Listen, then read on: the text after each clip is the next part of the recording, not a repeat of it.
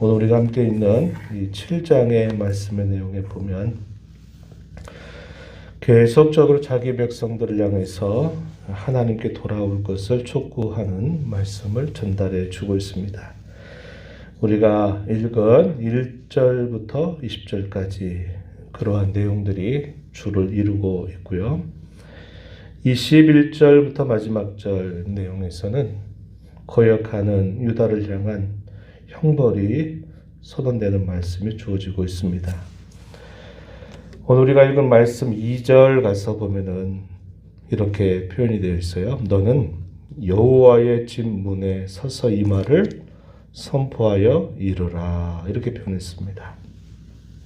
하나님께서 선지자 예레미야를 불러서 성전 문에 서서 이 성전으로 예배하러 오는 하나님의 백성들에게 너는 이렇게 말하도록 해라. 이렇게 표현하고 있는 말입니다. 그러면서 뭐라고 말씀하라고 하냐면 여기 3절, 4절 가서 보시면은 너희는 이것이 여호와의 성전이라 여호와의 성전이라 여호와의 성전이라 한 거짓말을 믿지 말라. 참 당혹스러운 말을 전하게 하신 것입니다. 또 뒤에 가서 보게 되면은 8절에서도 이렇게 표현하죠. 너희가 무익한 거짓말을 의존하고 있다. 이렇게 말씀을 하게 하십니다. 실제로 그들이 하나님 앞에 예배하러 들어오는 그 성전 문 앞에 예레미야 선지자가 서가지고 말하기를 참 잘 왔다. 하나님께서 예배를 받으시고 큰 은혜를 여러분들에게 베푸시기를 원한다. 이렇게 말해도 될 것을 하나님이 예레미야를 불러서 예배하러 들어오는 하나님의 백성들을 향해서 너희가 이것이 여호와의 성전이라 하는 것들이 다 거짓말이다. 너희가 다 무익한 거짓말에 의존하고 있다. 이렇게 말을 전하는 겁니다. 얼마나 충격적인 말을 전하고 있는 겁니까? 축복하는 것이 아니라 도리어 저주를 선포하는 것 같은 그런 말씀을 전하고 있는 것이다 하는 겁니다. 하나님이 이렇게까지 말씀하실 때에는 왜 그렇게 말씀하시는가? 그 이유가 중요하겠죠. 그 이유에 대해서 3절 말씀을 한번 보시기 바랍니다. 이렇게 말씀하셨어요. 너희의 길과 너희의 행위를 바르게 하라. 그리하면 내가 너희로 이곳에 살게 할 것이다. 이렇게 말씀하셨어요.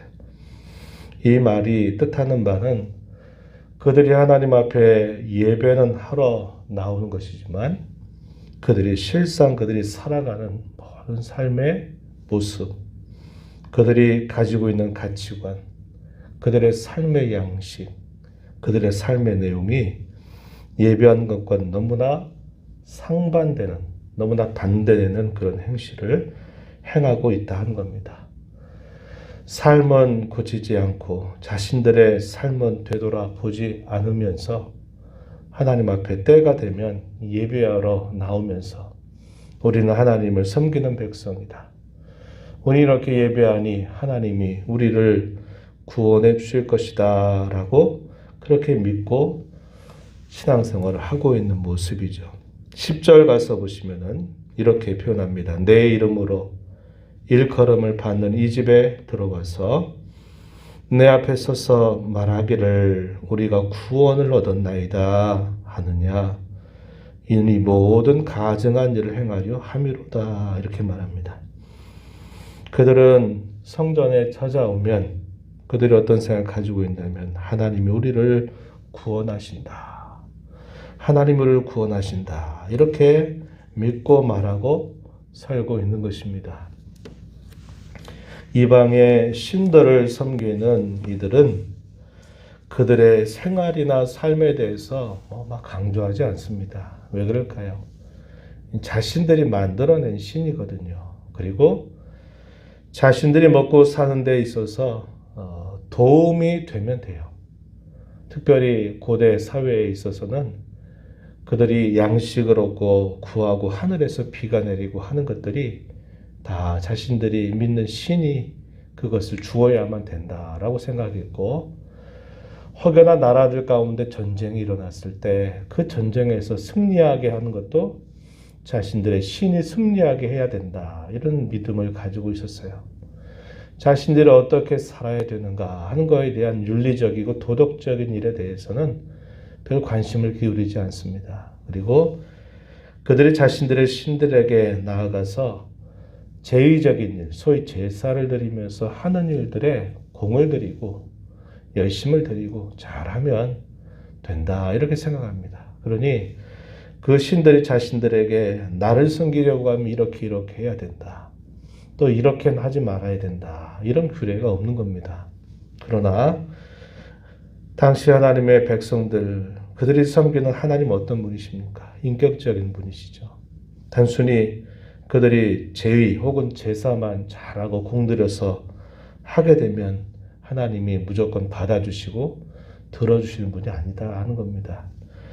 그들의 마음의 생각과 그들이 살아가는 길과 그들의 행위에 대하여 하나님은 철저하게 하나님을 섬기는 자와 같은 모습을 하나님은 요구하신다는 겁니다. 그래서 이렇게 하라 하시는 말씀도 있고, 또 이렇게는 하지 말아라 하는 말씀도 있는 것입니다. 그래서 하나님을 섬기는 백성들은 하나님의 어떠하심 혹은 하나님의 성품을 닮아서 하나님의 모습을 본떠 살아가는 그런 삶이 반드시 요구된다 하는 겁니다. 그런데 당시에 유다 백성들, 유다 말기에 접어들게 되니까 이방 신들에 젖어 살다 보니까 그런 것에 대해서 별 관심이 없어요. 때가 돼서 하나님 앞에 제사를 드리러 오면 그 때를 지키고, 그들이 드리는 제물에 관해서는 먼 곳에서 그 제물을 사다 데려올 만큼 겉으로는 열심을 보이는데 그들의 마음과 그들의 생각과 삶의 양식은 오히려 그와 전혀 반대되는 모습을 살고 있는 것입니다. 그러면서 우리는 성전이 있다, 이 성전은 하나님이 함께 하시는 곳이다 라고 생각하면서 우리가 이 성전에 나와서 제사하고 예배하면 하나님이 우리를 구원하신다 이렇게 믿고 나름대로 신앙생활을 열심히 하고 있는 모습이 되는 겁니다. 이러한 당시 유다 백성들을 향하여 하나님이 깨닫게 하시려고 하나님이 성전문의 앞에 예레미야 선지자를 세우고 이 선지자로 하여금 너는 그들에게 이렇게 말해라. 축복을 하지 말고 복을 빌지 말고 그렇게 하는 것이 아무런 유익이 없다. 겉으로만 여호와의 성전이라고 말하는 것은 아무런 가치가 없는 일이다 라고 너는 가서 그들에게 말해라. 이렇게 하나님이 선지자에게 그런 말을 들려주시게 되는 겁니다. 이러한 말씀을 일찍이 우리가 살펴본 것처럼 솔로몬이 여호와의 성전을 완공하고 성전에 봉헌식을 하면서 하나님 앞에 기도를 올렸을 때 하나님께서 그 기도에 대하여 응답하시면서도 하신 말씀이죠. 너희가 나를 섬기고 내 말을 잘 듣고 내 규례를 지켜 행하면 그래 좋다. 솔로몬 내가 기도한 것처럼 내가 다 들어주겠다. 그러나 반대로 너희가 나를 떠나고 내 말을 듣지 않게 된다면 이 성전이라도 내가 던져버려서 비웃음거리, 조석거리가 되게 할 것이다. 이렇게 하나님께서 말씀하신 바가 있었어요. 바로 시대가 흘러가서 이제 유다 말기가 되니까 선지자 예레미야를 통해서 하나님이 그 말씀을 또다시 당시 백성들에게 들려주고 있는 것입니다.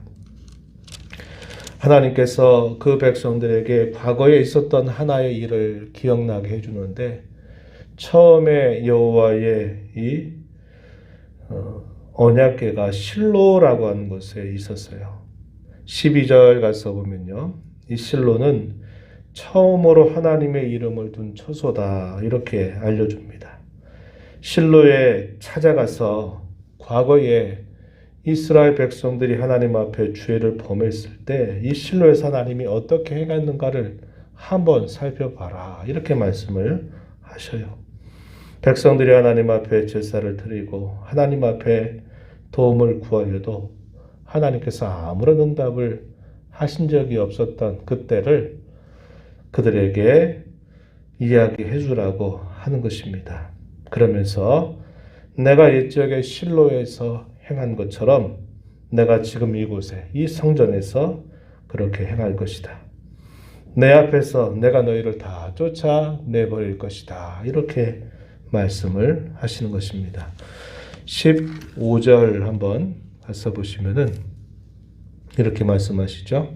내가 너희 모든 형제고 에브라임 온 자손을 쫓아낸 것 같이 내 앞에서 너희를 쫓아내리라 하셨다 할지니라. 하나님께서 이렇게 말씀하실 때 그 말씀의 뜻을 우리가 잘 생각하는 것이 대단히 중요합니다. 우리가 하나님을 섬기는 신앙생활은 우리의 겉형식적인 내용들만 아니라 그 형식 안에 우리의 참된 진실함과 믿음이 거기에 함께 있지 않는다면 우리의 신앙생활은 항상 위험에 처할 수 있다라는 것을 우리는 이 말씀을 통해서 배우게 됩니다. 하나님은 오늘도 저와 여러분에게 무엇을 요구하실까요? 우리가 하나님 믿는 그 신앙과 우리의 삶의 모습이 하나가 되도록 힘쓸 것을 요구하시는 분이다 라는 것을 우리가 기억해야 합니다. 말뿐인 신앙이 되어서는 안 된다 이 말이죠. 우리가 어떻게 어느 정도를 해야 하나님을 섬기는 사람처럼 정말 그렇게 살아갈 수 있을까요? 거기에는 항상 완전함이라고 하는 게 우리에게 없습니다. 늘 부족한 뿐이에요. 늘 돌아보고 나면 실수와 허물 뿐임을 우리가 발견하게 됩니다. 그러나 당시 유다 백성들이 하나님 앞에 예배한다 말하면서 그들의 삶은 오히려 정반대의 삶을 살아가는 그런 모습이 결코 되어서 안 된다 하는 겁니다. 우리 예수님께서 말씀하신 것처럼 하늘 아버지의 온전하심 같이 너희도 온전하라 하셨던 그 말씀은 우리로 하여금 항상 허물과 부족함이 있을지라도 우리는 하나님의 성품, 하나님의 어떠하심을 늘 닮아가는 자로 살면서 하나님을 예배하는 백성이 되어야 된다. 이것을 우리에게 잘 가르쳐 주고 있는 겁니다. 우리의 삶을 되돌아보지 않고 우리의 삶을 고치는 것 없이 그저 하나님을 내가 예배하러 나왔으니 나는 구원받은 자다라고 이렇게 생각하는 것은 하나님이 결코 우리에게 바라시는 것이 아님을 우리가 배우게 됩니다. 이 하루 이 한 주간을 우리가 이제 흩어진 교회로 삶의 자리에서 살아가게 됩니다. 이 말씀을 우리 마음에 기억하고 하나님, 내가 흩어진 교회로 살아가는 내 삶의 자리에서 하나님을 섬기는 신앙인답게 말도 하고 또 행실도 되돌아보고 무엇보다도 마음의 중심이 늘 하나님 앞에 서 있는 삶이 되게 해달라 이렇게 기도하면서 힘써가는 삶이 되기를 진심으로 바랍니다. 하나님 아버지 감사합니다. 이 새벽 시간에도 저희들을 깨워주셔서 오늘도 생명 주신 하나님 앞에 저희의 걸음을 인도해 주셔서 감사합니다. 하나님 앞에 나올 때마다 저희 자신들을 또 되돌아보게 하시고 하나님이 누구이신가를 알아가는 것 우리에게 큰 복인 줄 압니다. 우리가 말씀을 읽으면서 여호와의 성전 문 앞에 서서 성전으로 예배하러 오는 자들을 향해서 거짓된 확신을 가지고 그들의 삶은 고치지 않고 삶은 하나님을 섬기는 자와 같이 살지도 않으면서 하나님만 예배하면 된다 생각하는 그들을 향해서 이건 다 무익한 거짓말이다 라고 말하라고 하셨습니다. 오늘 저희가 이 말씀을 보면서 우리 하나님은 저희들을 구원하시고 구원받은 자다운 신앙에 합당한 열매를 맺도록 또 그 신앙에 합당한 삶을 살아갈 것을 저희에게 원하고 계심을 가르쳐 주십니다. 이 말씀을 저희 마음에 깊이 새겨서 비록 허물과 부족함이 많을지라도 저희가 생각하는 것이나 말하는 것이나 행하는 이 모든 일들에 있어서 하나님의 어떠하심을 잘 드러내며 살아가는 저희가 되도록 인도해 주시옵소서. 은혜의 보호자 앞에 나와서 아버지 은혜를 구하는 모든 심령들의 간구를 기울여 주시고 응답해 주시기를 바라며 예수님 이름으로 기도하옵나이다. 아멘.